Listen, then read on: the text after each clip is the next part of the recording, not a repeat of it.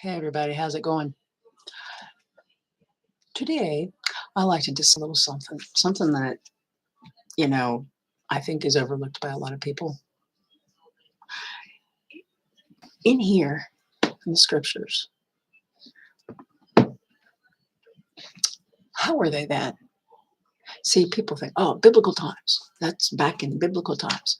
But people don't realize we're still in biblical times. We're end of the book. Anyhow, thing is, how did we become what we are now? Let me think about it. Um, Before the evil got a really good stronghold and had a lot of helpers, by making people what? Very wealthy, famous, whatever their desire was, as long as they served the opposite side, not serving Creator, Most High, Yahweh. Okay. And, the spiritual, the spiritual wickedness, the ones that came from, high places, they're down here. Make no mistake about that. However, going off topic, um, how did we get this way? Used to be you plowed your field, you had, flocks and herds, you had cattle, you had goats, chickens. I mean, what does a farm have? Well, nowadays, just depends on the farmer. See, nowadays, you can have a cattle farm or you can have a sod farm. If you don't know what sod is, that's just grass. Like when they first build a building, if they want to, not sprinkle a bunch of straw everywhere and they want it to make it look good right after they're done, they'll, go ahead and get some sod and drop it and water the tar out of it till it takes root. Okay, enough of that. And then you have the ones that grow the wheat and the soybean and the corn. I live in Ohio, so mostly around here, soybean and corn back and forth. There's cattle. You don't see a lot of goats. You see some, but you don't see a lot of goats. You see chickens everywhere. When it comes to farming, see, all of us have been what? Okay, so I'm not going to talk about those old buildings that you see in your place, and you know what I'm talking about. They're unlike any of the others. They're completely ornate, very huge, and the time periods they say that these things were made is watch my lunch break. You'll understand. Anyway, yeah, my lunch break definitely. But I'm just talking about people went around and some were nomadic and used tents to live in. Um, the Native Americans of, just native people, just people, you know, um, they would have their donkeys and they would have their horses or camels, would depend on where they lived. And they moved from place to place, lived off the land, lived off the land. What did they eat? Well, I'm coming to find out that weeds, what we think of as weeds, because we were told that's what they were, are very beneficial. Dandelions, lamb's quarter. I mean, I think I've been through a little bit of that. Um, Stinging nettle. I mean, there are so many different things that they have taught us was bad. We need to, tear it up and get rid of it. It always keeps coming back, doesn't it? Unless you use their poison, then nothing comes back. Sorry. But seriously, people, Gracie, honey, what did they do? Okay. Honey bunny. I'm sorry, you gotta go. Sit on your perch. Thank you. What did people do? They hunted. They lived off the land. If they wanted to stay where they were and enjoyed it, um, uh, they had maybe a stream or a river next to it or whatever, what seemed like a very a good place to go to live. They would build them a structure that would last longer than a tent. Um, Look at how things were. Now, the mainstream narrative likes to lie to you and tell you, well, this, and this, and that, and that, and this, and that, and the other. That's malarkey. I always wonder what that word malarkey was. I should look it up. I pretty much know what that is. But I'm just saying. Anyhow, but slowly but surely, look what they've done. They're always sneaking up on me. Come on, baby. Come on now. Come on. Okay, stay there now. Stay there. No, not back there. That's out.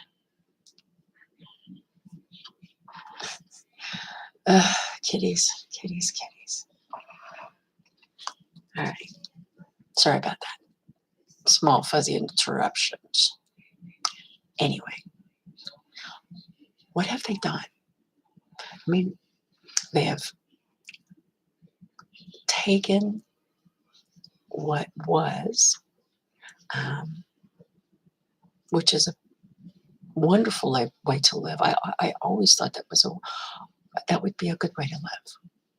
And what they do, they took it and made us into what we are now, where we are nothing but, well, come on, honey, greed, wanting all of it. Oh, honey, I really wish you would settle down now.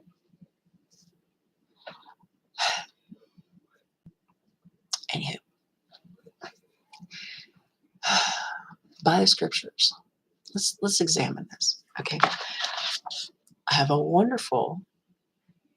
Sorry, I'm left-handed right now. I had a boo-boo. Anyway, this is from the Hallelujah Scriptures, obviously, and it's the Torah broken down. Everything that is from Shemoth, what people call Exodus, all the way through Devarim, which people call Deuteronomy. Anyhow, and it's been compiled into one book. Okay. Now, what's coming up is Pesach. Now,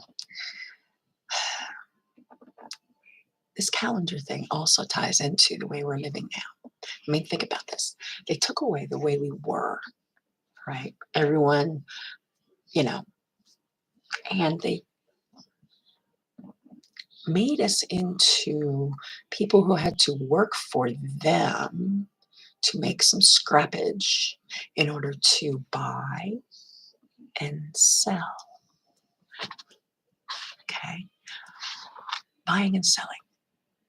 Now, I'm going to go through the festivals of the Creator Yahweh. I'm going to go through them, and you'll see what I'm saying about how the earth was before the evil got a good foothold, which is their job. Anyway, let's see here. Pesach, Passover. Now, they have this broken down into different Pesachs. I'm just going to read the original, because that also foretold of our Savior, Yahusha, Father's Son, our King, and Kohen HaGadol. People say high priest. Ah, yes. Anyhow,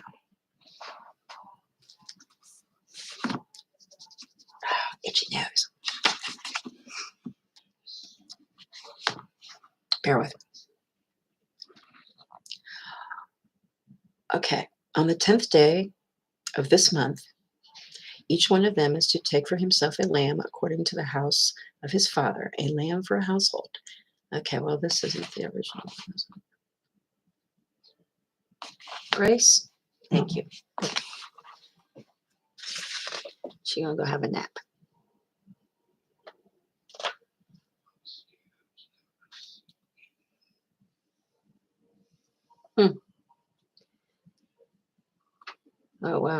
It's all over the place. Okay. I want to read it anyway. Okay. If you remember right, the very last plague that was done in Mitzrayim, Egypt, was the death, the firstborn of all. Unless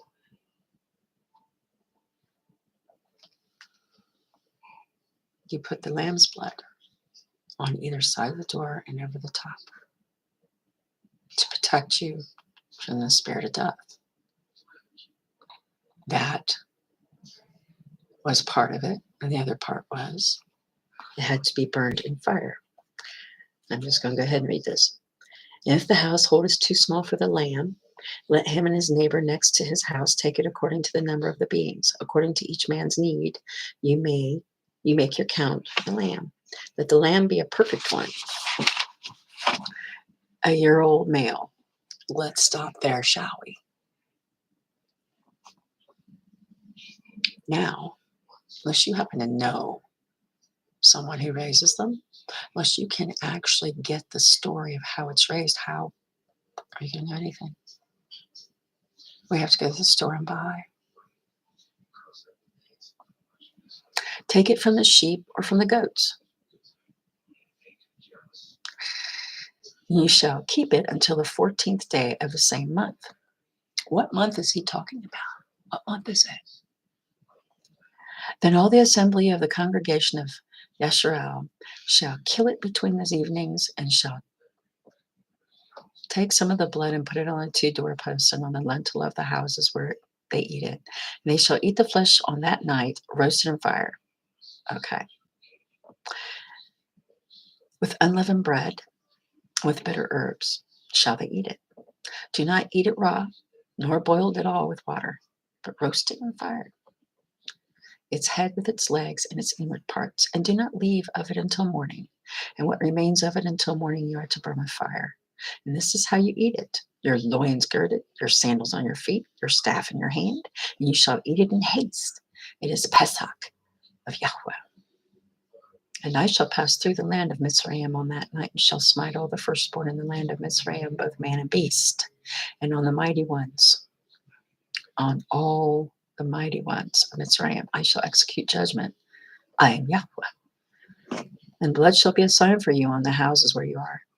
And when I see the blood, I shall pass over you. And let the plague not come on you to destroy you when I smite the land of Mitzrayim.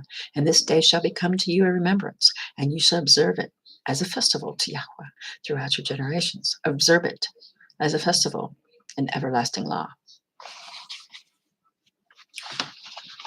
What month is being spoken of here? Why? The first month of the year. Now, we have been taught this calendar of the first month of the year is winter, cold January. But it isn't. Right now.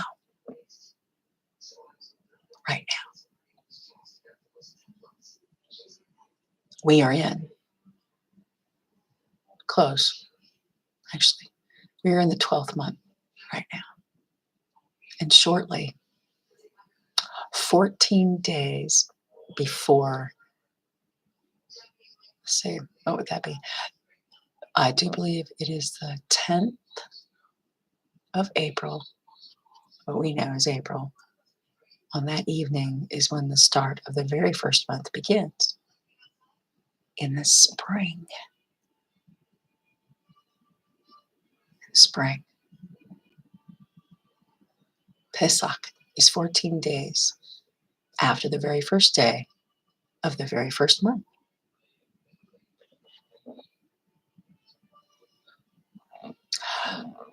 And you have a week of unleavened bread.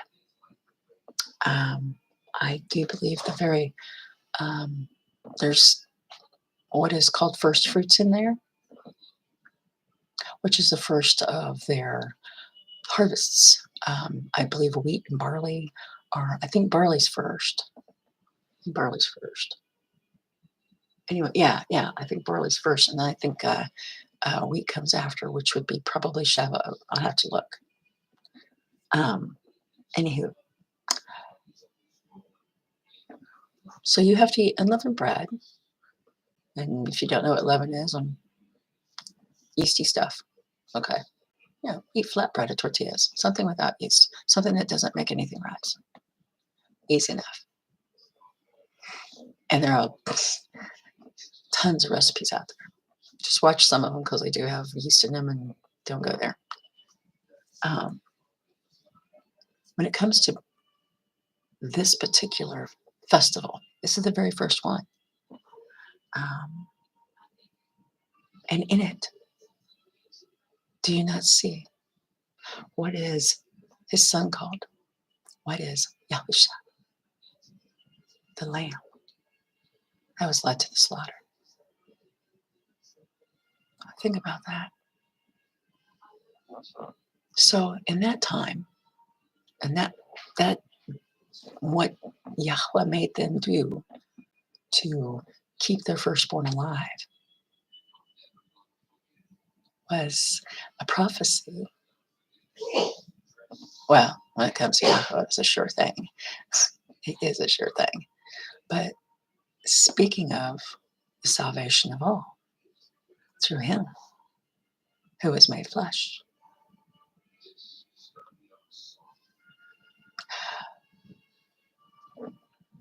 Makes more sense to me that the first month should be in spring. Makes sense. The beginning of the new year. Because winter is what? The ending. Of course, the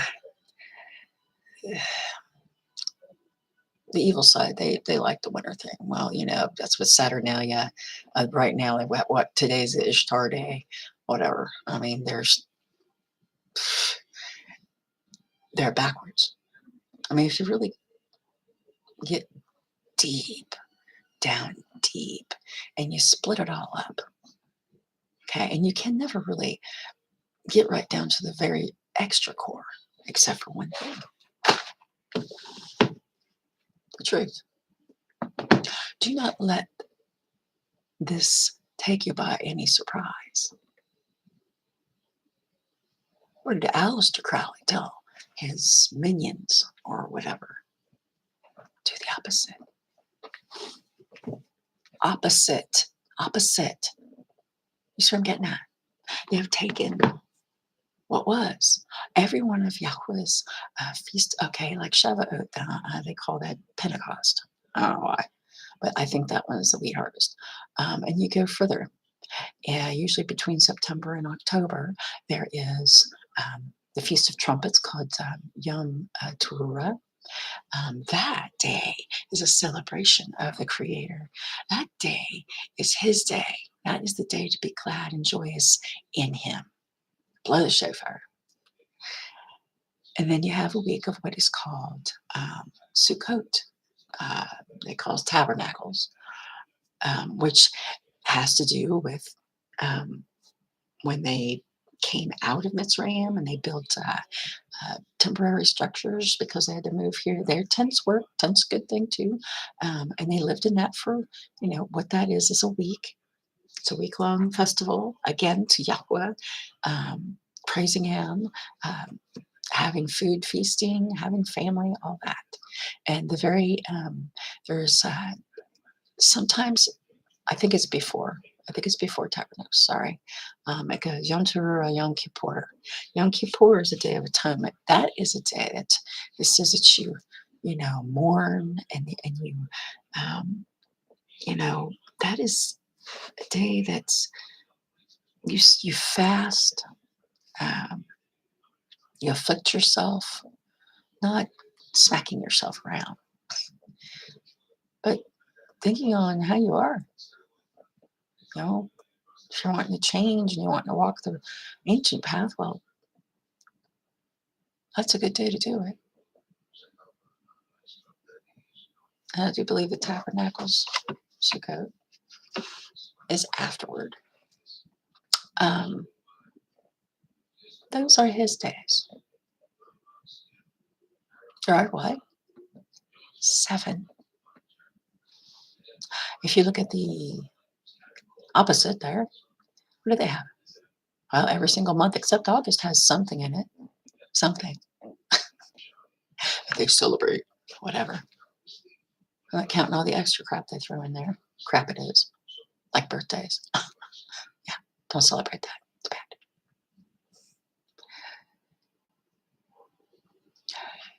The world has been taught completely and fully to be the opposite. All the history you've learned in school, it's a lie. Oh, well, there might be some inklings of truth here and there. When you're in school and they're indoctrination centers, they can tell you anything they want to tell you and make you, memorize all their crap. But it's nonsense. Just like NASA's, what? Nonsense. Anyhow. Now, Matzah Salt is what unleavened bread is called. And it says on the 15th day of this month is the festival of Matzot to Yahweh. 7 days you eat unleavened bread. On the first day you have a Kodesh gathering. You do no servile work, which is Pesach. And you shall bring an offering made by fire. Of course, that was back then. We already have our offering. Per Yahusha. Okay, 7 days you shall eat unleavened bread. On the first day you cause leaven to cease from your houses. I don't think that if you have packets of yeast, you throw them in the trash. But if you have something already, leavened, like bread or whatever, go ahead and get rid of that. Eat it up real quick, if you've got a month or so. Anyhow, because the first of the month hasn't come yet. The first month hasn't come yet. No work is done. Okay, so these are high Sabbaths. Sabbaths. And on the 7th day you have a Kodesh gathering. No work is to be done on them. Only that which is eaten by every being, that alone is prepared by you. And you shall guard the Matzah, for on the same day I brought your divisions out of the land of Mitzrayim. And you shall guard this day throughout your generations, an everlasting law.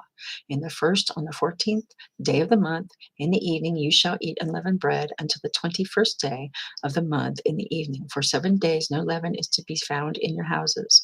For if anyone eats what is leavened, that same being shall be cut off from the congregation of Yisrael. I say Yisrael because I don't know if Yisrael is correct or not. Mainly because of that place over there they call Israel. See, in the Hallelujah scriptures, they put a Y in front of Israel, Yisrael. But in the Sephirah, they call him Yasharal. I think Yasharal is correct. I don't know. Anyway.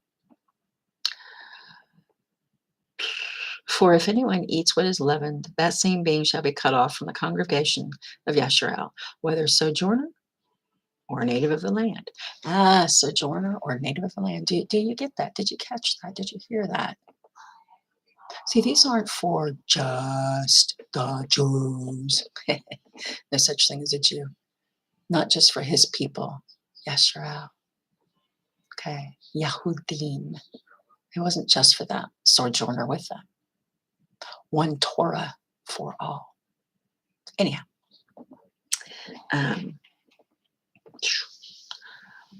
In all your dwellings, you are to eat unleavened bread. That'd be for a week. Now, Shavuot.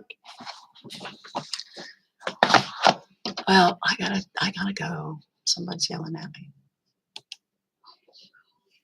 See you guys later.